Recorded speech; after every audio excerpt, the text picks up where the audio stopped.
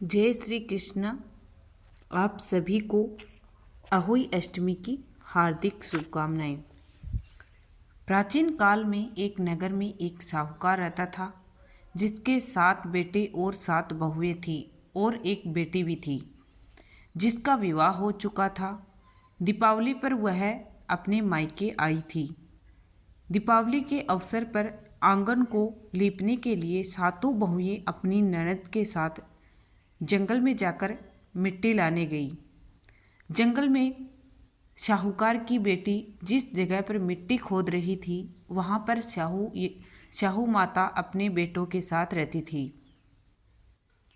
मिट्टी काटते समय साहूकार की बेटी की खुरपी से साहू माता का एक बच्चा मर गया। इससे साहू माता बहुत ही नाराज हो गई और बोली, मैं तेरी कोख बांधूंगी। उसकी बात सुनकर साहूकार की बेटी डर जाती है और वह अपनी सभी भाभियों से एक एक करके कहती है कि वे उसके बदले अपनी कोख बंधवा ले। लेकिन सभी भाभियों ने अपनी कोख बंधवाने से इनकार कर देती हैं और सबसे छोटी भाभी सोचती है कि अगर मैंने अपनी कोख नहीं बंधवाई तो सासू जी नाराज होंगी। यह सोचकर ननद के बदले में छोटी भाभी ने अपनी कोख बंधवा ली।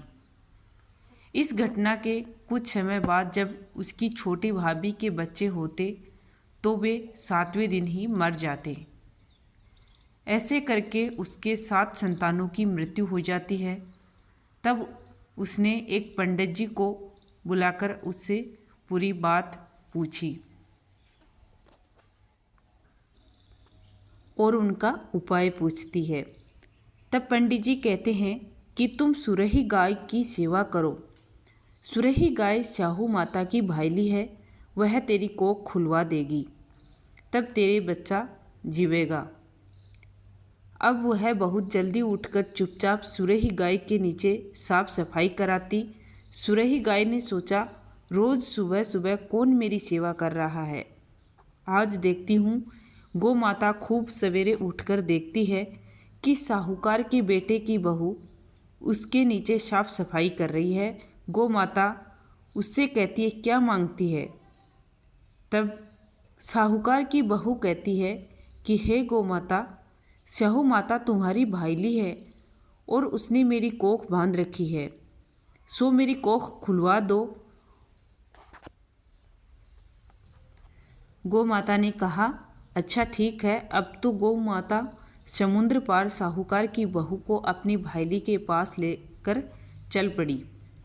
रास्ते में दोनों थककर एक जगह आराम करते हुए सो जाती हैं। अचानक साहूकार की छोटी बहू की आंख खुलती है तो वह देखती है कि एक सांप गरुड़ पंखनी के बच्चों को डसने जा रहा होता है। तभी वह उस सांप को मार देती है। इतने समय में ही गरुड़ पंखनी वहाँ आ जाती है और वहाँ पर खून देखकर वह क्रोधित हो जाती है। उसे लगता है कि साहूकार की छोटी बहू ने उसके बच्चे को मार डाला है। इस पर वह उसे चोंच से मारने लगती है। छोटी बहू उससे कहती है कि उसने तुम्हारे बच्चे की जान बचाई है। यह बात सुनकर वह खुश हो जाती है। छोटी बहू और सुनहरी गाय के उद्देश्य को जानकर गरुड़ पंखनी उन दोनों को साहू के पास लेकर जाती है। साहूकार की छोटी बहू के काम से साहू प्रसन्न होती है। वह उसे 7 बेटे और 7 बहू होने का आशीर्वाद देती है। साहू माता के आशीर्वाद से साहूकार की छोटी बहू को 7 बेटे होते हैं और समय पर उनकी शादी होती है। इस प्रकार से साहूकार की छोटी बहू 7 बेटे और 7 बहुओं को पाकर खुश हो जाती है। उम्मीद करती हूँ कि आपको यह जानकारी अच्छी लगी होगी। जानकारी अच्छी लगी हो तो कमेंट बॉक्स में जय हो साहू माता की लिखिएगा और चैनल को सब्सक्राइब कर लीजिएगा।